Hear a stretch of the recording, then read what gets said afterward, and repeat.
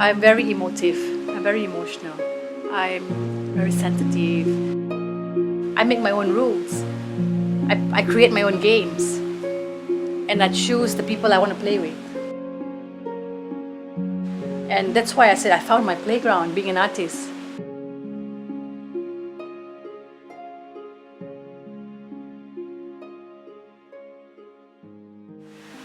My name is Marisa. I'm a full-time painter.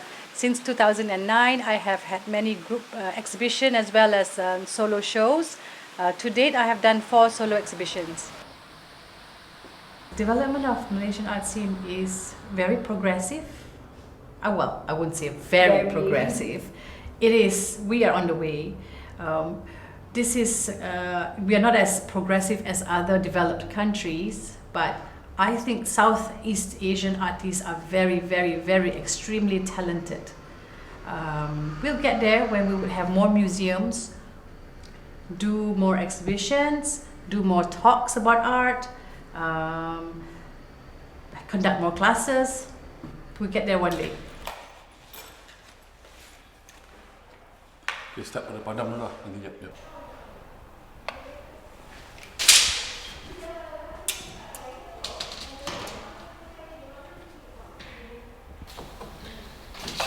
In 2017, I met with Marisa, with her artwork first, if I'm not mistaken, in Publica. I think this is during that time. This is a good time to promote women artists in this campus because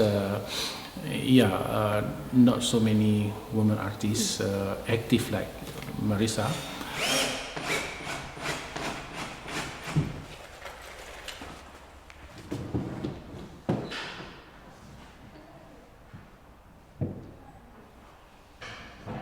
In our school days, we are not taught about the history and appreciation of art. So naturally, people don't gravitate towards that subject.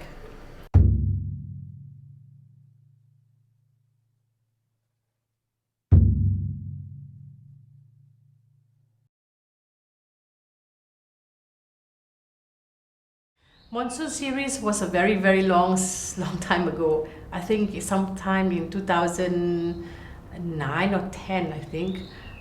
That's my first exhibition. That was my first series of paintings, and that series of painting was about the monsoons in Terengganu, in Pulau Kapas, east coast of Malaysia. And as you know, monsoon, it's about heavy rains, heavy downpour, and I was at the beach by that time. Sometimes I feel like my emotions are like the waves in the monsoon. Strong and very powerful and intense. And I could feel the sound of the wave. I could feel how powerful the waves are. Things that we cannot control in our lives, but yet we have to go through it. So I've decided to capture those moments, those feelings through my paintings. I'm sure everybody has experienced monsoons in their life. How bad is the monsoon, or how strong, or how terrible, or how long is the monsoon depends very much on our own personal experiences, right? Personal perspective or emotions about my life at that moment. Why I'm not happy, why I'm like this, why am I like that, why is my marriage not working, why am I unhappy, why am I emotional, why? It's a lot of questions. I've decided to go to this island called Pulau Kapas in Terengganu. And then I spent some time alone and I did some sketches and drawings. My inspiration comes from my experiences. Experiences of me being on the island, being on the beach, seeing the vast ocean, the rocks that I see on the beach, sometimes the seaweed I see on the beach, the patterns on the rock can also inspire me. And then the people that I meet. The feeling that I have with the people around me. Whatever I'm feeling at that moment with the people I'm around, yeah. Met my old friends again and they said, hey, you can actually draw pretty well. So have you ever considered doing this as your career? I said, no, never. So then I just continued to paint and draw. And after giving it a serious thought, I said, I think I want to pursue this art as my career. Because being an artist, I have the time to myself, time that and freedom that I want, so that I'm able to spend time with my grandma and also to raise my son up. Very nice dah. Yeah, orang tangkap. Orang tangkap tak? Come. When she paints, mostly I just walk around, see what else I can do. Like, if I have my football, I can play. She's more of an outgoing person. She's quite outspoken. She's fun. She doesn't just think of one way to do things. She thinks of multiple ways and choose the best option on what she's gonna do. She decided not to follow the usual way of just painting. She's a bit creative with that, so she chose to do smaller pieces combined together for one big piece.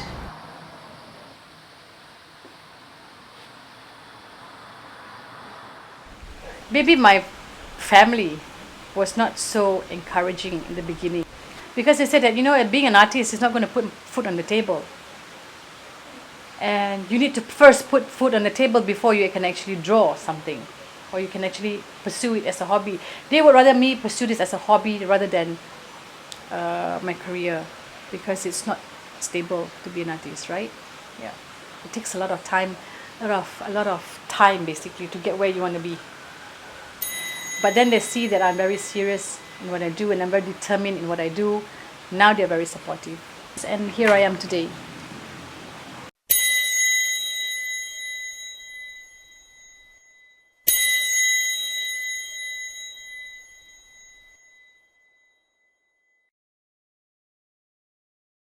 The Naked Truth series. That is a very interesting series. Exploring about the male ego, how most of the time a lot of strong men that you see, I feel, or the people that I have met has a lot of ego in them, me including. You know, we have so much of layers that we have, and it takes a lot of courage, a lot of strength, a lot of effort to want to peel those layers and really see what is the truth inside us, to find the truth in us. Usually, you can see that those paintings are mostly men. And you can see those men are usually with very strong muscular backs. There's a lot of weight we carry, not just our back, but it's just like it's a, what's the word they use? A metaphor for strength, to want to delve deeper, to deal with all the burden, to deal with all the pain that's eating us inside. But we need to have a lot of, courage to delve very deep in us and find out what's hurting us inside. So being naked is also being vulnerable, and being vulnerable is a feeling that not everybody wants to feel.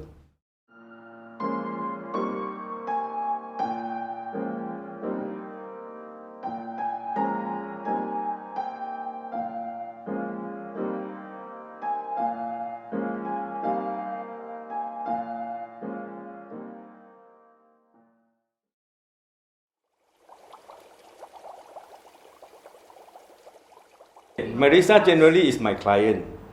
She want to set up her gallery home. So she came to me, she saw my work, she liked my works. And then from there I'm also happy that to have client. Then I saw her works and start to delve into it. Then I see that actually it's very interesting, and surprisingly what we're trying to do, what I'm telling Marisa is, I'm going to interpret your art and make it your beauty.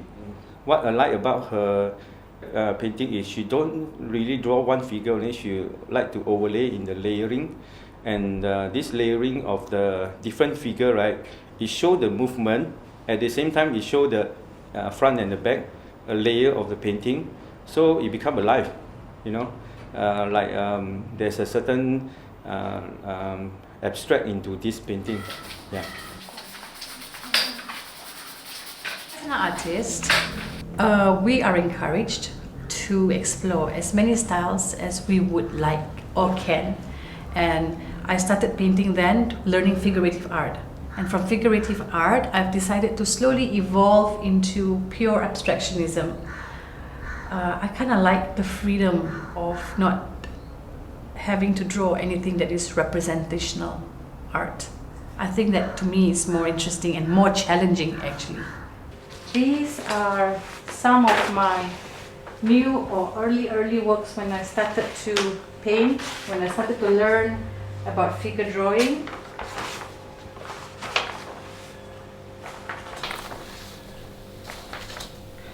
These are some of my sketches. We train to do our figure drawing, like quick sketches, like 90 seconds, 50 seconds, and this one was done in 2011. 90 seconds, quick sketches, using, if I'm not mistaken, at that time, some twigs and some Chinese ink. Yeah, and then what my teacher would do is he will rate my sketches, like 7 out of 10, or these are also 90-second sketches. 5th of August 2011, yeah. I've done 50 sketches in this material, in this medium.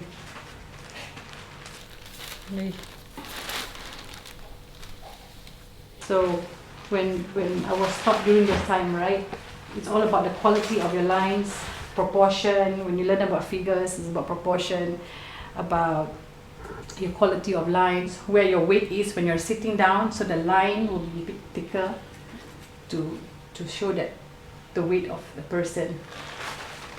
Sometimes the shadow, movement. We can talk a lot about lines. Just on lines alone, we can discuss it for so many days. You know, see example like this. Abstract painting is very technical. It's a lot. You need to know the grammar of painting, how to. You need to understand your fundamentals of art very strong before you can actually produce an abstract painting. So, in terms of abstraction, I think that is a very we use a lot of line, color, forms to convey the mood or to convey our messages. I wouldn't stick to one. As you can see from my studio, I would use brooms, I would use the pouring method, I would use brushes, not just paint brushes, but also sometimes toothbrush, sponge, anything that I can find. I prepare my area, like, you know, I just organize my workspace, make sure my water is there, my tools are around me, and I have a chair, and the fan is on, and I'm ready to go. Signature. I'm very rough in my work. Yeah, I cannot, or I don't enjoy drawing very, very fine and careful, small, neat paintings. I'm very messy and very rough with my hands, and that's why, even in my abstract, even in my figurative works, you can see my lines are very bold and they're not fine lines, they're not very neat. Yeah, so I'm kind of rough that way. It's like playing a musical instrument. You must know how to handle your instrument before you can play a tune. Abstract is not just about splashing paint. There's also a lot of control involved in producing an abstract piece. You must know, okay, this part is too much, this part you need to rest a bit, you need to have more depth. So your eyes have to be sensitive in also producing a good artwork. The other abstract artists, they have a certain style and approach which is quite similar to other artists already, you know, in the mainstream art scene. But in the case of Marisa, she's very spontaneous. I think she kind of like totally throw the rules, as I mentioned, out of the window. She doesn't use a brush. She uses a stick. She uses her hands and all that. But she has very specific reasons why she chose to put paint in this area and leave the rest empty and all that, and it's without a filter. So she's really expressing what she believes, and I think that's what I appreciate about her work. I don't think it's good for me to compare my work with a lot of artists, because there will be no end to comparisons, right? I'm not the only artist. My artwork is not the best artwork in the world. So for me to differentiate myself is to just be as real as possible, to be as authentic, to be as honest as I am in producing my work. I don't want to pretend to be someone else. I don't want to pretend to follow another person's style. So it has to be as authentic as me. When I'm doing abstract, it's very spontaneous. I want to capture that spontaneous moment. That, to me, is how I differentiate myself.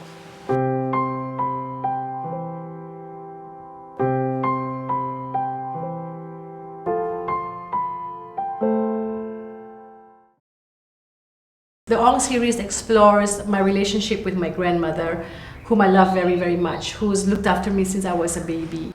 When I found out that she had cancer and that she doesn't have very much time, I wanted to capture that moment with her. All the good memories that I have with her. And that to me was the message I wanted my viewers to see, or people who come and look at my painting, is to remember the good times that you have with the people you love. My grandma, she used to take me to Kuala Lipis. We used to go on very small boats into the jungle, to the durian farm that belongs to the family. She teach me everything. She teach me about food. I learned the secret recipe from her. Okay, good. Okay. One more? Yeah. Yeah. Here. Okay, good. Okay. Good spy. Hello there. Here. Okay, clever. Yeah. Come. I say me kind of. Because of her, I'm where I am today. You know, if you see any kindness in me, it's because of her. She is such a beautiful soul. Yeah, she's very giving and a very loving person. That's why she was the inspiration behind my third solo exhibition, which was held at the National Art Gallery.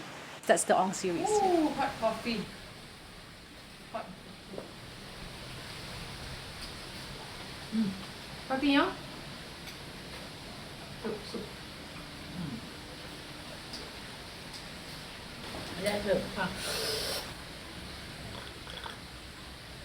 Nice not? Coffee, yeah? Sama? Em chia. Lim kala lim cipuannya. Tadi. Soup.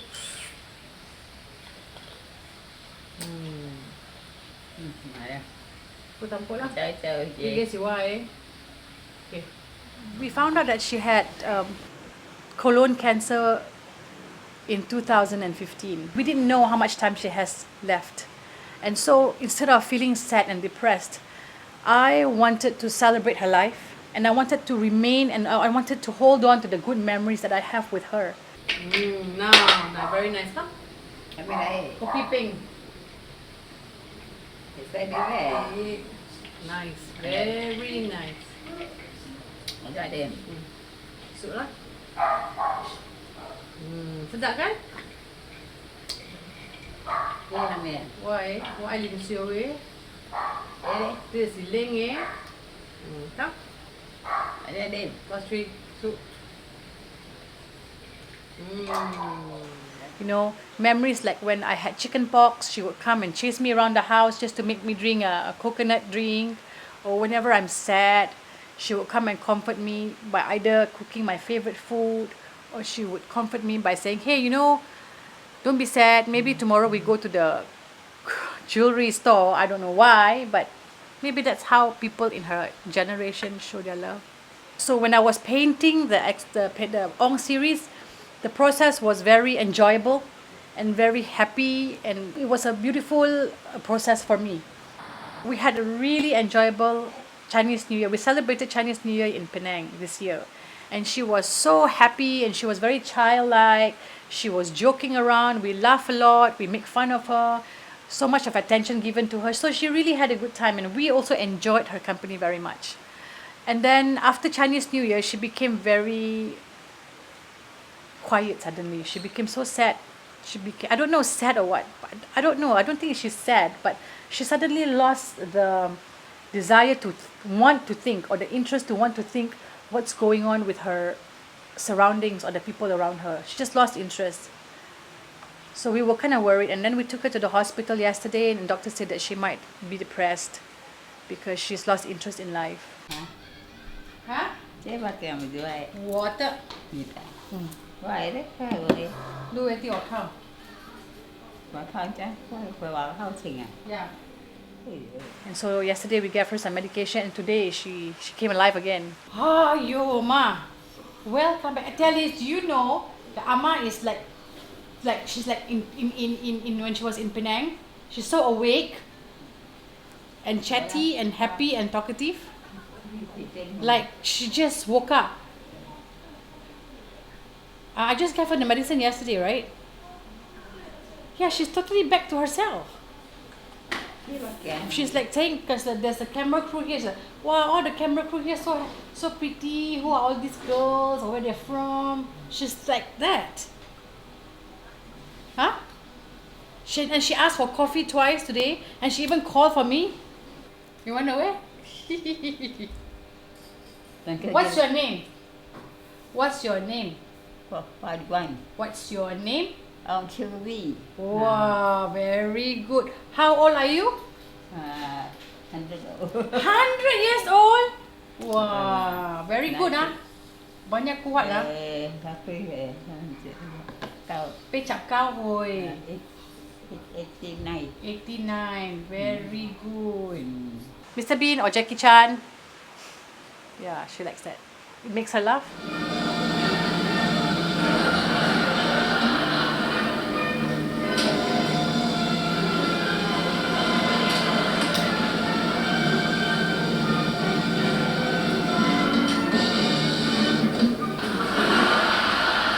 My life quote would be to be kind to the people around you, to love as many, to love yourself, to love the people around you, and be as authentic as you can in life. Because of her, I'm where I am today. You know, if you see any kindness in me, it's because of her. She is such a beautiful soul. Yeah, she's very giving and a very loving person. She's taught me a lot about things in life. How to be kind, how to be forgiving, how to be respectful to others. She to me is an angel to me.